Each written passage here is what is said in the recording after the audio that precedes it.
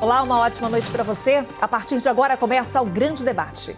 É o espaço na CNN para a exposição de ideias opostas e seus argumentos. Trazemos toda semana convidados para discutir um assunto factual e que divide opiniões. Vale lembrar que o que é dito aqui pelos nossos debatedores não reflete necessariamente a posição da CNN. Hoje o tema mexe com dois poderes, legislativo e judiciário, e não é consenso. Vamos falar sobre a PEC que altera a composição do Conselho Nacional do Ministério Público. Para isso, chamamos dois nomes atuantes no debate público. Vamos conhecê-los.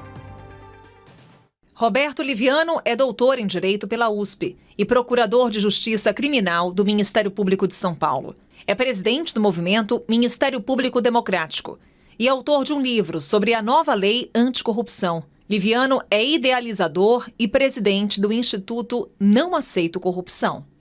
Marco Aurélio de Carvalho é graduado em Direito e especialista em Direito Público pela PUC de São Paulo.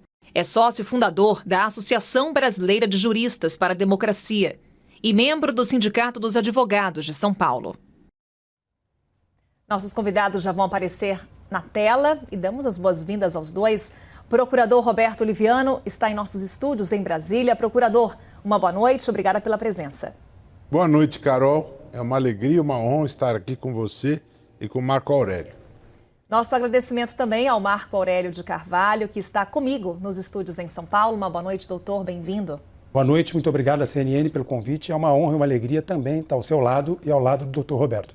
Bem, aos nossos dois convidados e a você que acompanha o Grande Debate, explicamos que a dinâmica do programa é dividida em 3 etapas, para que haja um tempo equilibrado de fala para ambos e para que possamos trazer elementos diversos para essa conversa. A primeira etapa é a seguinte. Na primeira parte, os debatedores responderão a uma pergunta formulada pelo jornalismo da CNN.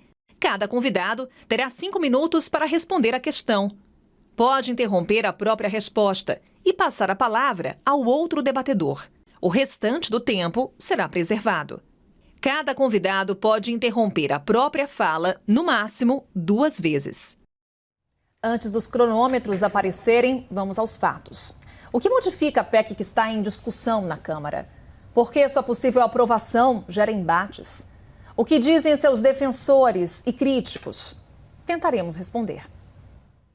É a distribuição dessas cadeiras que vem provocando um racha entre legislativo e judiciário. A composição do Conselho Nacional do Ministério Público é o alvo de uma proposta de emenda à Constituição. Entre as mudanças, 2 estão gerando a maioria dos ruídos. O aumento de representantes escolhidos pelo Congresso para o CNMP, de 2 para 5. E a definição do corregedor do Conselho pelos parlamentares. É que o corregedor é o responsável pelas investigações disciplinares contra promotores e procuradores.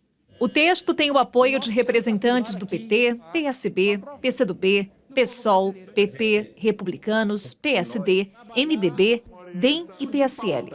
Soma-se a essas legendas um nome de peso, principalmente quando o assunto depende de articulação política: Arthur Lira.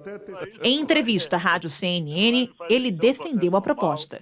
Eu acho que há muita versão criada por integrantes do Ministério Público de uma maneira equivocada. A PEC ela se propõe a fazer com que a sociedade civil tenha maior participação no CNMP, porque o CNMP é um dos órgãos no Brasil que não funcionam com relação a punir os seus membros quando eles cometem desvios. Apesar das declarações públicas do presidente da Câmara, não havia consenso sobre o texto. Sem acordo, a votação, que seria na semana passada, foi adiada. E sobraram críticas de quem queria a aprovação da PEC. Mas aqui nós somos acostumados a cumprir acordo e eles fizeram acordo, redigiram o texto da funcionalidade que Vossa Excelência fala e reduziram a nota que nós seguramos até que conseguíssemos conversar com a Associação Nacional dos Procuradores de Estado, mas vamos seguir em frente, seguir conversando. Só não sou obrigado a sentar e conversar com quem não cumpre acordos que são feitos verbalmente. As instituições reagiram e firmaram posição contrária à PEC, que depois da Câmara ainda tem uma longa batalha no Senado. Não foi feito acordo por parte das associações, não temos notícia de acordo feito pelo CNPG e reafirmamos que a discussão com o Parlamento continuará em busca de um texto que não afete a independência funcional e que garanta a atuação correta do Ministério Público em todo o território nacional. De um lado, quem defende o texto fala que o CNMP não punha os membros. Do outro, quem critica fala que esta é a maior investida política contra o Ministério Público. Quem está com a razão? Quais são os argumentos para essas afirmações? É o que vamos ouvir a partir de agora para que você forme a sua opinião. Debatedores, a PEC 05 vem sendo chamada de PEC da Vingança. Se é um nome apropriado ou não, os senhores vão nos dizer. E acrescentamos uma pergunta. A proposta é uma estratégia de interferência política no Ministério Público? Começamos com o procurador Roberto Liviano. 5 minutos com direito a 2 interrupções, por favor. Na minha visão, nós estamos diante do maior ataque ao Ministério Público desde a Constituição de 1988. Tínhamos enfrentado uma grande crise por ocasião da PEC 37, quando, em 2013, queriam nos retirar o poder de investigação criminal, apesar de sermos signatários do Estatuto de Roma, em que o Brasil assumiu uma posição de ter um Ministério Público corajoso, independente, investigativo. Ao final, por 430-9, o Brasil rejeitou a PEC 37. Hoje, vários anos se passaram e, novamente, há esta investida e que apropriadamente está sendo chamada de PEC da Vingança. O Ministério Público do Brasil está sendo agredido por suas virtudes, por cumprir a missão constitucional que lhe foi entregue em 88, que levou o jurista Dalmo Dallari a chamá-lo de advogado do povo, que recebeu a incumbência de defender o patrimônio público, de defender os idosos, as pessoas com deficiência, as crianças, o meio ambiente, os consumidores, os indígenas. Todos esses interesses difusos e coletivos, assim como a ordem jurídica e o regime democrático. Como nós atingimos como nós lutamos para cumprir essa missão constitucional, nós mexemos com interesses de poderosos. E essa é a reação que nós estamos sofrendo, este ataque gravíssimo que fere a nossa independência funcional. E é isso que se pretende com a PEC 5. Retirar a independência funcional, querer que o Ministério Público trabalhe sem independência funcional, é como querer, por exemplo, que a Polícia Civil vá intervir no assalto a banco sem armamento. É como querer que o bombeiro vá intervir no incêndio sem as mangueiras com água para poder conter o incêndio. Não é possível trabalhar sem independência funcional. Por isso que o artigo 127 da Constituição consagra a independência funcional, inclusive reconhecida em vários julgados do Supremo como cláusula pétrea da nossa Constituição. Procurador, ainda restam 2 minutos e 18 segundos para o senhor, 17 segundos na verdade. Doutor Marco Aurélio, eu repito a pergunta feita anteriormente. A PEC é uma tentativa de interferência política no Ministério Público? Em hipótese nenhuma. Agradeço a oportunidade uma vez mais, o que comprova, na verdade, na fala, enfim, do doutor Roberto, a conveniência e a oportunidade desse debate. E mais do que isso, a urgência e a necessidade de um debate franco e aberto a respeito dessa reformulação que é saudável e muitíssimo bem-vinda. Nós precisamos delimitar aqui qual é o objeto da discussão. Nós precisamos discutir a PEC que foi apresentada pelo deputado Paulo Teixeira, cujo relatório feito pelo deputado Paulo Magalhães foi levado aos seus pares nos últimos dias para apreciação. Essa é a PEC que tem que entrar em debate, não a PEC cuja redação foi criada, na verdade, por aqueles que estão, de alguma forma, resistindo a essas reformulações, que, como eu disse, são saudáveis e muitíssimo bem-vindas. Está na hora, na verdade, da gente rever determinados atos praticados pelo Ministério Público. Nós não podemos, a pretexto de combater a corrupção, corromper o nosso sistema de justiça. E foi isso, infelizmente, que nós vimos nos últimos muitos anos no país, para nossa imensa tristeza e para a grande vergonha de todos os brasileiros.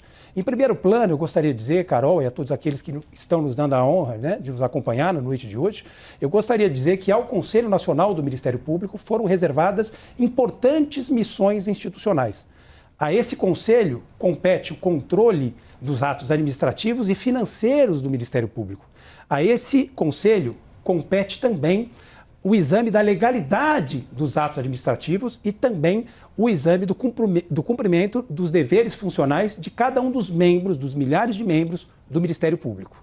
Esse conselho, o Conselho Nacional do Ministério Público, pela redação da PEC, do deputado Paulo Teixeira, um deputado muito combativo, muito sério, que dialogou amplamente para construir o seu texto, esse conselho vai passar a ter 17 membros e tinha, na composição anterior, 14 membros. Esses 17 membros, entre eles ainda, vai continuar havendo uma maioria do Ministério Público. A saber, 4 membros indicados pelo Ministério Público da União, 3 membros indicados pelos Ministérios Públicos dos Estados, um corregedor nacional e o próprio Procurador-Geral da República. A esses 9 membros vão se somar 2 membros indicados pelo Conselho Federal da Ordem dos Advogados, após, evidentemente, a validação dos pressupostos de reputação ilibada e de notório saber jurídico. A esses 11 membros vão se somar também 3 membros escolhidos pelo Supremo Tribunal Federal e pelo STJ, entre os seus pares ou entre os juízes, enfim, do nosso sistema de justiça. A esses outros vão se somar 3 membros escolhidos pelo Congresso Nacional, sendo um pela Câmara, um pelo Senado e, alternadamente, por cada uma das casas, o terceiro membro. E, por fim, um membro indicado pelo Supremo que vai ser validado, na verdade, pelo Congresso Nacional. A grande discussão, Carol, é exatamente em relação ao corregedor. A indicação, na verdade, do corregedor teria que ser validada pela Câmara. Mas o debate honesto nos obriga a dizer que essa escolha vai estar limitada ao conjunto dos representantes do Ministério Público. Nós vamos ter oportunidade de falar sobre isso e eu quero seguramente aproveitar esse tempo para esclarecer. Então, eu queria primeiro delimitar, doutor Roberto, o objeto da nossa discussão. Vamos enfrentar o ponto central, a PEC do deputado Paulo Teixeira, cujo relatório do deputado Paulo Magalhães foi enviado aos seus pares. Essa é a PEC que a gente tem que debater. O Ministério Público não pode agir como se fosse uma agência de marketing, né? Eles estão, na verdade, levando a erro um número enorme de brasileiros que está achando que a independência funcional está sendo colocada em xeque. E nesse debate nós vamos ter a oportunidade de mostrar que não. Procurador Liviano, o Ministério Público está levando a sociedade brasileira a interpretar a PEC de forma errônea? De maneira nenhuma. Todo respeito ao doutor Marco Aurélio, mas não é bem assim, não. É muito bonito, as palavras ficam muito bonitas, mas olhando as coisas com clareza, com exatidão, primeiro que não houve esse debate profundo que o doutor Marco Aurélio sugere. As coisas foram bastante assodadas, não é?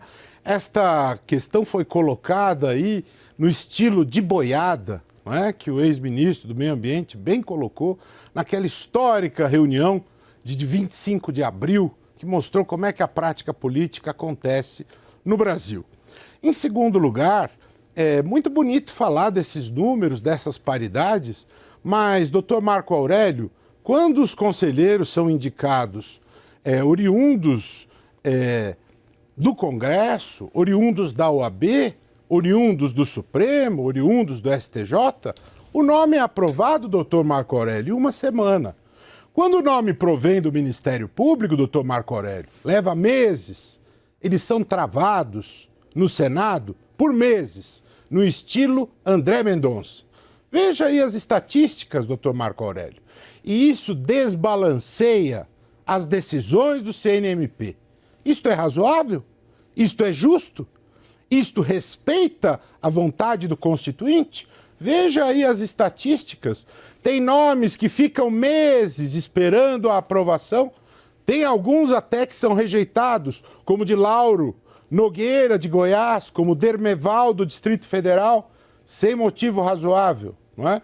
Então, na teoria é muito bonito, mas na prática não é bem assim, não. E essa questão do corregedor que nós vamos debater tem muitas outras nuances. Portanto, o Ministério Público não está querendo fazer marketing. O Ministério Público é respeito à sua independência funcional. E isso que está se propondo é pisotear, desrespeitar. Está se falando aí no relatório em ingerência do CNMP. em atos de investigação, em atos de execução. Isso é violação à Constituição, inclusive a tratados internacionais. Cronômetro zerado do procurador. Doutor Marco Aurélio, faltou o debate sobre a PEC? Em hipótese nenhuma. O deputado autor ouviu, inclusive, o Conselho Nacional do Ministério Público, que representa os promotores estaduais, inclusive a Associação Nacional dos Procuradores da República. Mas vamos lá, vamos enfrentar a questão central. A PEC traz novidades muito positivas. Há 5 anos, o Ministério Público debate um código de ética, com uma má vontade extrema. A PEC estabelece que esse código tem que ser aprovado pelo próprio Ministério Público em um prazo não superior a 180 dias. Uma mudança muitíssimo saudável e muitíssimo bem-vinda. Há de concordar comigo, seguramente, doutor Roberto. Número 1. Número 2, para além disso, o texto, na verdade, do deputado relator traz uma novidade importante agora, o senhor deve estar sabendo disso, acho que o senhor estava no Congresso, que é, na verdade, a indicação do corregedor. Vão formar agora, acabei de conversar com o deputado Paulo Teixeira, uma lista quíntupla, que vai ser feita pelos seus colegas. Uma região, cada uma das regiões vai indicar um membro. E no universo dessa lista quíntupla, reduzido, são 5 membros, é que o Congresso vai escolher o corregedor. Não vejo nenhum problema, nós vivemos numa democracia. Os poderes têm que conviver com harmonia, com tranquilidade, com serenidade, e nós estamos defendendo isso e não tenho nenhuma vergonha de dizer. Nós não estamos falseando o debate, é importante a gente discutir as questões que são centrais. Para além disso, o que é também importante dizer, a presença, na verdade, de membros do Supremo e do STJ na composição do Conselho deveria ser motivo, inclusive, de segurança jurídica para o Ministério Público. Não dá para entender qual é o medo que o Ministério Público tem. Essa que é a grande verdade. Vamos aprofundar mais esse debate. Concluímos apenas a primeira etapa. Vamos para a próxima. É quando as perguntas serão direcionadas para os debatedores, conforme as seguintes regras. Nesta parte, o grande debate faz perguntas específicas aos 2 convidados. Cada um terá direito a 2 minutos de resposta. Depois, alternadamente, 1 minuto de réplica e 1 minuto de tréplica. Esse segundo bloco também reafirma o quanto o assunto trazido hoje para o grande debate está em evidência. Durante a programação da CNN, abrimos espaço para vozes contrárias e favoráveis ao texto. E é com base nessas declarações que fazemos perguntas para os nossos convidados. O Procurador-Geral do Ministério Público de São Paulo foi um dos entrevistados. Mário Sarubo afirmou que a PEC fere a autonomia e a independência do Ministério Público. Vamos ver. É, na verdade, como eu tenho dito por aí, um tiro de morte na instituição Ministério Público do Brasil, porque a nossa criação ela está atrelada à Constituição Democrática. E o Ministério Público foi criado pelo legislador constituinte para ser autônomo e independente. Não há nenhum problema com o controle externo, nós queremos, mas ele não pode ser manipulado e controlado exclusivamente por políticos. Essa foi a declaração de Mário Sarubo. Marco Aurélio, pergunta direcionada ao senhor que defende o texto. A PEC em tramitação no Congresso, ela é inconstitucional? Significa a morte do Ministério Público? Em hipótese nenhuma, né? Com todo o respeito ao doutor Sarubo, que merece, claro, o nosso reconhecimento, o nosso aplauso pela brilhante atuação à frente da Procuradoria-Geral do Estado de São Paulo, eu quero discordar de forma muito fraterna, né? Esse é um dos muitos enganos que essa discussão, de alguma forma, está gerando, exatamente porque o texto central não está sendo enfrentado. As mudanças são bem simples. De 14 membros, o Conselho vai passar a ter 17, sendo que 9 vão continuar sendo do próprio Ministério Público. Portanto, o Ministério Público tem maioria, não sei por que ter receio de qualquer tipo de controle ou fiscalização.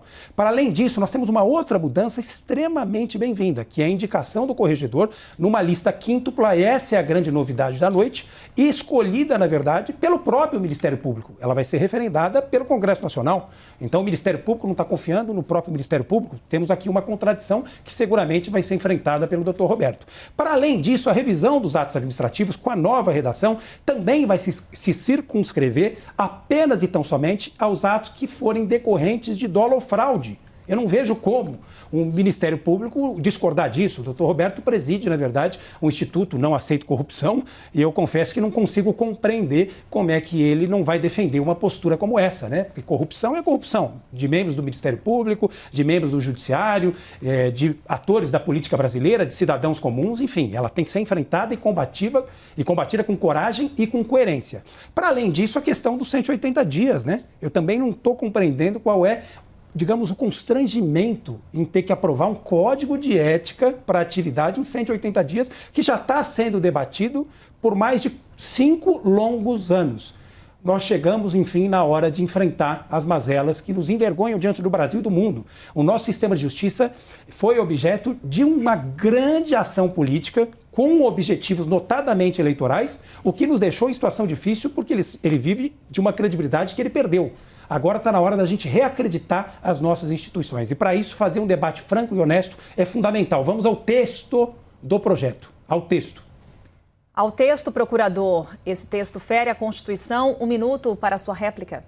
Fere de morte, com todo respeito ao Marco Aurélio, não é bem assim. As palavras às vezes parecem bonitas, mas não é bem assim. Quando nós falamos em corregedoria, vamos buscar o conceito. Corregedoria é controle interno, corregedoria da Justiça, corregedoria do Ministério Público, corregedoria da Defensoria. Quem exerce a corregedoria é alguém do próprio órgão, não é? As macrofunções, as 4 macrofunções, corregedoria, auditoria, controladoria, ouvidoria, nós estamos falando de controle interno. É da essência da corregedoria o controle interno. É uma verdadeira aberração imaginar que seja escolhido aquele que vai desempenhar a corregedoria fora, que vá decidir quem exercerá o papel de corregedoria fora. Portanto, não pode ser o Congresso que decidirá quem desempenhará essa função. Isso é uma total aberração, uma total irracionalidade. Doutor Marco Aurélio, mais 1 minuto para a sua tréplica. Muitíssimo obrigado. Ao que parece, nós temos concordância. Talvez o senhor não conheça a última versão do texto. Eu vou repetir. Com a última versão, o Congresso Nacional vai fazer a escolha no universo de 5 membros que forem indicados pelo Ministério Público, sendo um de cada região. Portanto, essa escolha vai ficar circunscrita a esse universo muitíssimo limitado. O Congresso Nacional, doutor Roberto, e é importante a gente dizer para quem está nos ouvindo, não vai cometer qualquer tipo de ingerência em relação ao Conselho Nacional do Ministério Público. Ele vai escolher, no universo de 5 membros indicados pelo próprio Ministério Público, qual é o corregedor que lhe parece, digamos, mais atuante, mais, digamos, compatível com essa missão importantíssima de fiscalizar e controlar atividades administrativas e financeiras do Ministério Público e também o cumprimento de deveres funcionais. Ao que parece, e nós precisamos enfrentar isso, o Ministério Público está com medo de qualquer tipo de controle e se acha acima de qualquer poder da República. Nós sabemos quais são. O Ministério Público não é um poder da República, né? Nós temos 3. E a Constituição é muito clara em relação a isso. Legislativo, Executivo e Judiciário nessa ordem. Bem, vamos aprofundar mais essa questão do corregedor, o papel dele dentro do CNMP. Como de praxe, trazemos aqui um outro lado. A CNN conversou com o autor da proposta que altera a composição do Conselho Nacional do Ministério Público. O deputado Paulo Teixeira, do PT, reagiu a um dos principais pontos de discordância no texto, que é justamente esse que estamos debatendo, a indicação pelo Congresso do corregedor do CNMP, responsável pelas investigações disciplinares contra promotores e procuradores. Vamos ver o que ele disse. Se é o Congresso Nacional que escolhe o Procurador-Geral da República, por que o Congresso Nacional não pode escolher o corregedor? E outra pergunta que eu faço, qual o problema do corregedor ser escolhido pelo Congresso Nacional entre membros da carreira e procuradores, que é um colégio de 50 membros? Qual é o receio? Pergunta feita e que nós reproduzimos agora no grande debate. Qual o receio da indicação do corregedor pelo Congresso diante dos argumentos trazidos pelo próprio deputado durante sua fala? E acrescento aqui, procurador, essa lista delimitando o universo de possíveis indicados não atenuaria essas críticas? Carol, do jeito que se coloca, parece que há uma atenuação, mas é apenas uma falsa aparência, né?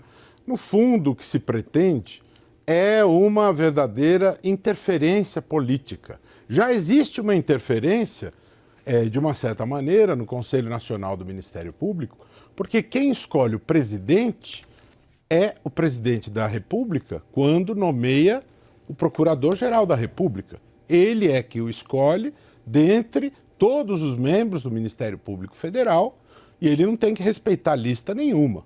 Então você já tem uma escolha política. Agora, o que está se querendo é que, além de se poder escolher politicamente o presidente do CNMP, está se querendo também aquele que tem poder punitivo sobre os membros do Ministério Público, que não temem absolutamente nada.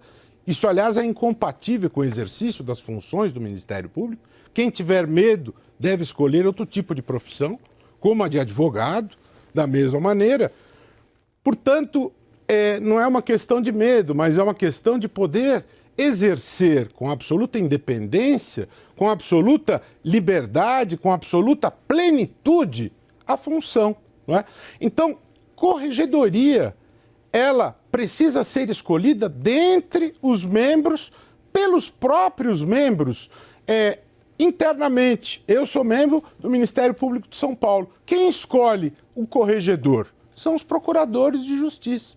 Quem escolhe o corregedor-geral de justiça? São os próprios desembargadores. Quem escolhe o corregedor da Defensoria Pública? São os próprios defensores. Nós não estamos falando de outro tipo de controle, nós estamos falando de corregedoria, não é? Então isso parece uma atenuação, mas é apenas uma falsa aparência. Esse tipo de lista, esse tipo de coisa, são situações aparentes, mas no fundo o Congresso quer interferir no Ministério Público, controlar, subjugar. Procurador Liviano diz que não é medo, é liberdade para exercer a função, a questão da indicação do corregedor pelo Congresso. Doutor Marco Aurélio, ao que o senhor atribui esse receio? 1 minuto para a sua réplica. Eu não tenho a menor dúvida que é medo, né? É um espírito absolutamente corporativista que está levando o Ministério Público a uma situação de descrédito sem precedentes na história da nossa jovem democracia. Queria aproveitar, doutor Roberto, por uma questão de reparo histórico, dizer que quem respeitou a ordem da lista formada para a escolha do Procurador-Geral da República foi, na verdade, o presidente Lula e a presidenta Dilma. Quem desrespeitou essa ordem foi o presidente que parte do Ministério Público ajudou a eleger, numa operação que tinha cunho político e notadamente eleitoral. Inclusive, em rede nacional, um colega do senhor, Carlos Fernando, chegou a dizer que atuou de forma decisiva ao lado de vários colegas do senhor para que esse resultado eleitoral pudesse acontecer como de fato aconteceu, para nossa vergonha. Com toda franqueza, é claro que o senhor não tem nenhuma relação com isso. Mas o que tem a ver com esse debate? Que tem a ver, estou pegando um gancho no que o senhor falou, isso é um debate, nós temos de forma franca, saudável, fraterna e respeitosa enfrentar as contradições que o próprio órgão tem. O senhor, na verdade, é presidente do Instituto cujo nome não aceita a corrupção, imagino que não aceite qualquer tipo de corrupção, inclusive cometida pelos seus pares, que inclusive já está apurada. Nós vamos ter oportunidade. Agora, o meu tempo precisaria ser restituído, porque o senhor me interrompeu, eu peço perdão, eu não fiz o mesmo que o senhor, e o senhor me desorganizou. falou de um assunto que não tem nada a ver com a Senhores, apenas por uma questão aqui de ordem. Essa liberdade que o senhor está dizendo que está sendo tolhida do senhor. Senhores, apenas por uma questão de ordem, mais 30 segundos então para o doutor Marco Aurélio. Muitíssimo obrigado pela gentileza. Na sequência, teremos a réplica do procurador para também rebater qualquer ponto trazido aqui pelo doutor Marco Aurélio, e reiteramos, as opiniões aqui dos debatedores não refletem a posição da CNN. 30 segundos no cronômetro, por favor, doutor Marco Aurélio. O que nós precisamos enfrentar muito rapidamente, Carol, é porque o Ministério Público tem agido com inércia em relação a descalabros, verdadeiros descalabros que estão sendo cometidos por alguns dos seus pares. Veja, em 2021, de 17 procedimentos que foram instaurados, 2 foram por arquivamento burocrático e 1 absolvição. Nós tivemos uma única punição de um único membro da Força Tarefa da Lava Jato no dia de ontem, como uma resposta à PEC, nós bem sabemos e precisamos enfrentar. Em 2020, foram 27 procedimentos, dos quais, para arquivamento burocrático 3, absolvição 7, e as 11 condenações são quase que um castigo, vai para o cantinho sem direito a usar o celular. Está na hora da gente enfrentar isso. Repasso agora a palavra para a tréplica do procurador Liviano. 1 minuto para o senhor, por favor. Quem ouve o doutor Marco Aurélio falar tem a impressão que o CNMP não pune. Vamos às verdades. 309 punições, sendo que delas várias demissões, várias cassações de aposentadorias, 77 advertências, sendo que não estamos incluindo aí as punições das corregedorias. E se compararmos com o grau de punições do CNJ, é mais que o dobro. Então, para aqueles que dizem que o CNMP é um organismo inerte, que não funciona, os números falam por si. 309 punições. Gente demitida, ações de perda de cargo, advertências, perdas de aposentadoria. Os números falam por si. Vamos à terceira etapa do grande debate agora, que é a fase mais livre do nosso programa. Debatedores, os senhores colocam as questões que acharem mais pertinentes, obedecendo às seguintes regras. Neste bloco, debatedor pergunta para debatedor. Cada convidado fará uma pergunta. Ambos terão direito à resposta, réplica e tréplica. Os tempos serão: pergunta, 30 segundos. Resposta, 2 minutos. Réplica, 1 minuto. Tréplica, 1 minuto. Neste bloco, começamos com o procurador Roberto Oliviano. O senhor tem 30 segundos para a sua pergunta, por favor. Muito bom. O senhor está criticando as atitudes do Ministério Público, está dizendo que o Ministério Público está agindo mal, que o Ministério Público tem medo, está elogiando a PEC, né? Mas não seriam 2 pesos e 2 medidas, não é? E a ampla defesa, doutor Marco Aurélio, não é? E a questão dos réus, não é? E o punitivismo exacerbado que o senhor, como advogado, critica, não é? Como é que fica isto? Porque o senhor, em outros momentos, diz que o MP exagera. Seu cronômetro já foi zerado. Pergunta Obrigado. já feita, por favor. Vamos à resposta, doutor Marco Aurélio, 2 minutos. Procurador, nós reconhecemos e aplaudimos a importância do Ministério Público. Eu quero lhe lembrar algo que o senhor já sabe, embora muito jovem, foi a bancada progressista da Constituinte que deu para o Ministério Público a importância e o papel que ele tem. O senhor sabe disso. Então, vamos fazer esse registro histórico por uma verdadeira, digamos assim, reparação. Atos criminosos têm que ser duramente punidos, sejam eles praticados por um cidadão comum ou por um membro do Ministério Público. Essa é que é a grande verdade. Infelizmente, no que vimos no país, ao contrário do que muitos dos senhores sustentam, essa prática era recorrente, não só em Curitiba, mas em outros cantos, nas operações, enfim, da chamada Lava Jato. O lavajatismo nos trouxe aos dias de hoje. Essas pessoas que participaram desses excessos são responsáveis diretas pela eleição de um presidente genocida que trouxe o país a uma triste realidade de 600 mil mortos. Quero aproveitar para hipotecar minha irrestrita solidariedade a cada um dos brasileiros que teve o desprazer de perder um ente querido nessa pandemia que tanto nos envergonha. Os atos do Ministério Público que foram praticados à margem da lei têm que ser duramente punidos.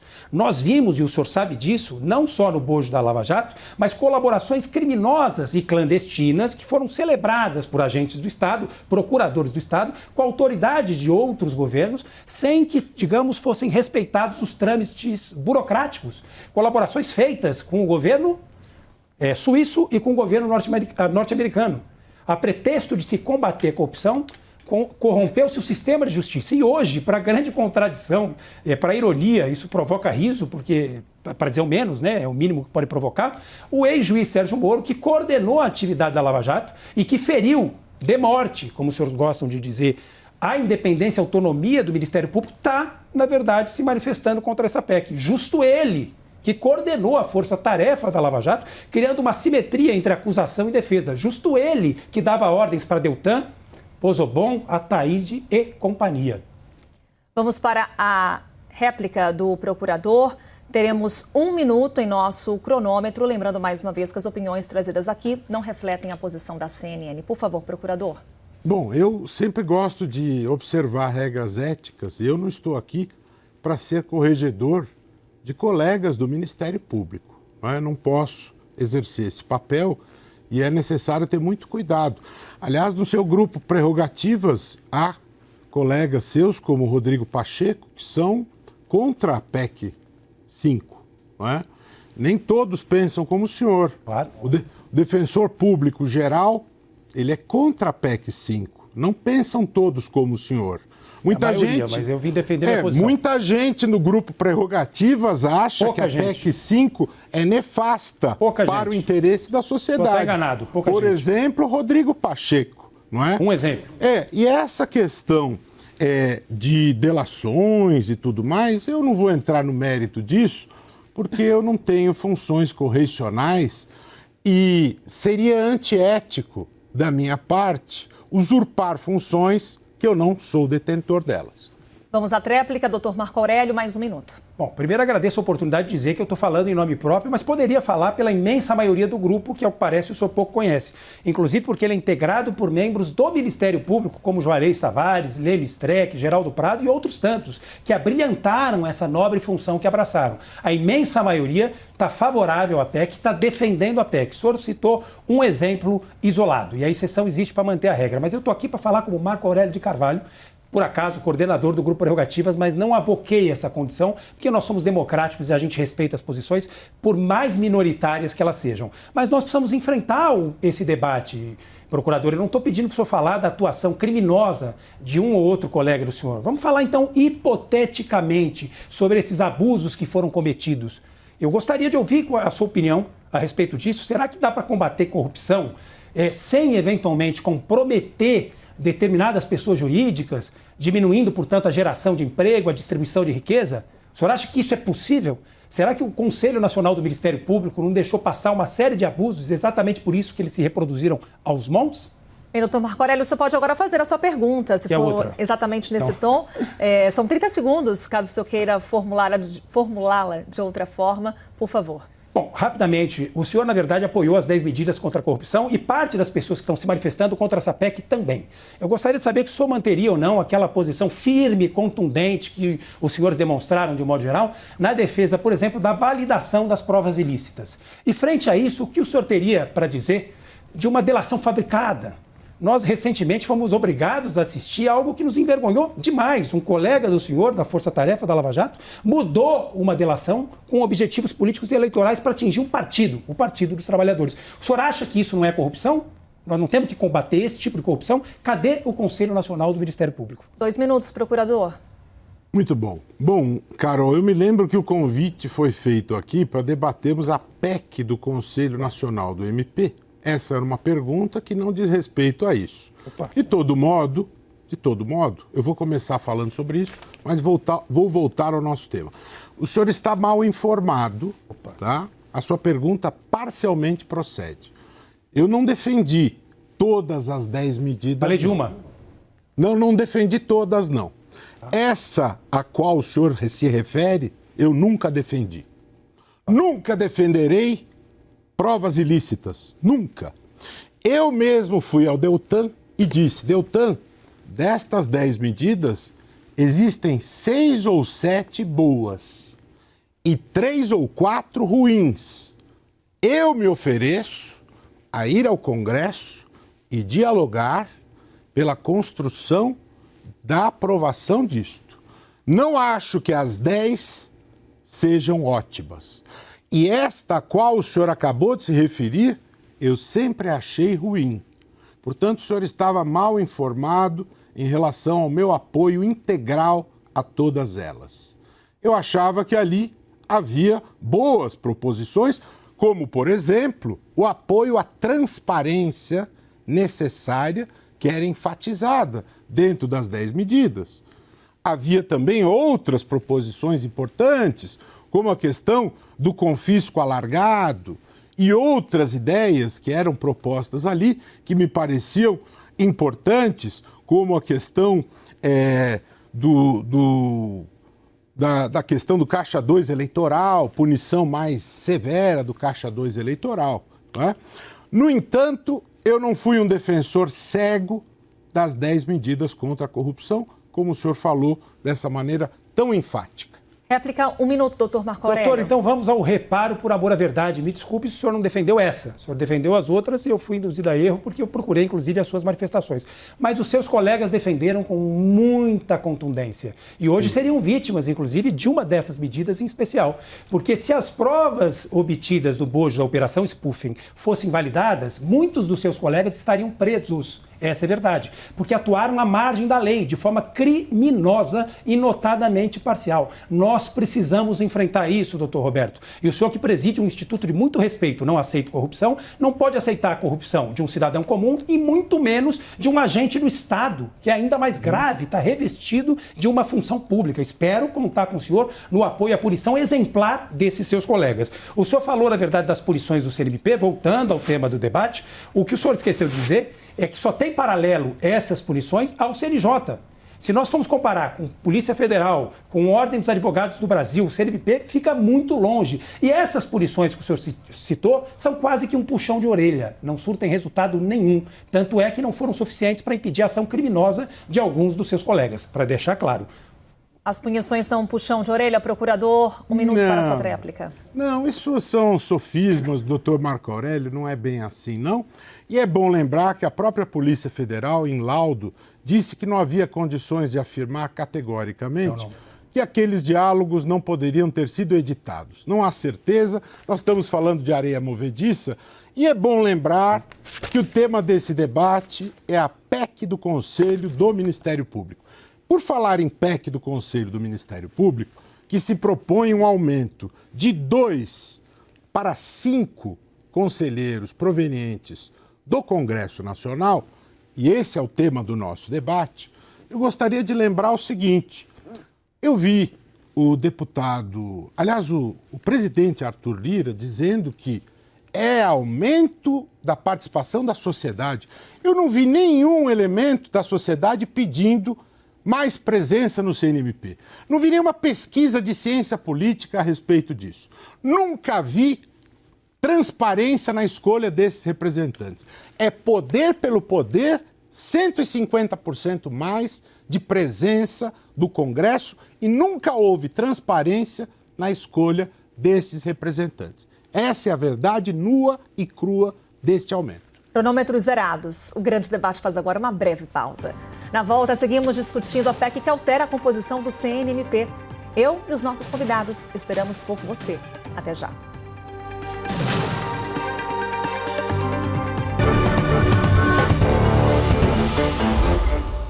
Estamos de volta com o grande debate de hoje sobre a PEC que altera a composição do CNMP. Recebemos em nossos estúdios em Brasília o procurador Roberto Liviano, contrário ao texto, e o advogado Marco Aurélio de Carvalho, favorável à proposta, que está comigo em São Paulo. Chegamos à nossa última etapa, é o tempo que dedicamos para considerações finais e para traçarmos projeções. Aos nossos convidados a pergunta: a PEC tem condições de avançar no Congresso? 1 minuto para ambos. Começamos com o doutor Marco Aurélio e aproveito para agradecer sua presença mais uma vez. Eu que agradeço, é uma grande alegria, um grande prazer. Apenas para reparo, a integridade da cadeia de custódia das provas coletadas do bojo da Operação Spoofing foi aferida pelo Supremo Tribunal Federal por um ministro extremamente corajoso e combativo, que tem o seu respeito, eu tenho certeza, que é o ministro Ricardo Lewandowski, para deixar claro. Portanto, não houve manipulação, nem tampouco o Ministério Público desmentiu, até porque não poderia. Uma situação constrangedora que precisa ser enfrentada, e eu quero propor esse debate no futuro, quem sabe até com um colega do senhor, doutor Deltan, Carlos Fernando ou qualquer outro, né? Mas é um prazer estar com o senhor, doutor Roberto. Só dizer o seguinte: eu entendo que existe clima na Câmara para que essa PEC seja apreciada e seja aprovada. Inclusive porque os dois principais pontos polêmicos foram resolvidos por um trabalho árduo das bancadas progressistas que abriram o diálogo com as entidades que representam o Ministério Público dos Estados e da União. Nós resolvemos o problema do corregedor. Hoje tem uma lista quíntupla formada pelo próprio Ministério Público e é no universo dessa lista que o corregedor vai ser escolhido. E os atos administrativos passíveis de revisão têm que ser decorrentes de dolo e fraude. Vamos reconhecer e aplaudir. É uma reformulação saudável, muitíssimo bem-vinda e muito necessária. Muitíssimo obrigado, doutor. Uma boa noite. Procurador Roberto Liviano, também nosso agradecimento. 1 minuto para as suas considerações e para responder a nossa expectativa. A PEC deve avançar no Congresso? Mais uma vez, obrigada pela presença. Obrigado, Carol. Não deve avançar, infelizmente, esta proposta subjuga o Ministério Público. Infelizmente, essa proposta vulnera a independência funcional do Ministério Público. Muitas organizações representativas da sociedade civil, como a Transparência Brasil, como a Educafro, que cuida da educação, como organizações ambientalistas, como o IDEC, na área do consumidor, vieram a público dizer que a PEC 5 é um desastre para a sociedade civil. E é importante lembrar também, não houve espaço para eu falar sobre isso antes, o Ministério Público tem sim os seus códigos de conduta. Eu, há 30 anos, respeito o Código de Conduta em São Paulo, chama Manual de Atuação Funcional. O que falta é uma uniformização de nomenclaturas. Todos os estados têm, não é? Se se quer modernizar o Conselho Nacional do MP, podemos debater com tranquilidade isso. O que não se pode é manietar, o que não se pode é interferir, é subjugar o Ministério Público. Muito obrigado Marco Aurélio, obrigado Carol e a vocês que nos acompanharam aqui. Uma ótima noite. Obrigada, procurador. Muito obrigada. O grande debate de hoje sobre a PEC que altera a composição do CNMP fica por aqui. Lembramos mais uma vez, as opiniões que foram emitidas pelos nossos convidados não refletem necessariamente a posição da CNN. Obrigada por sua companhia. Na semana que vem tem mais. A gente se vê. Até lá. Uma ótima noite para você. Obrigado, CNN, a maior do mundo, líder em independência.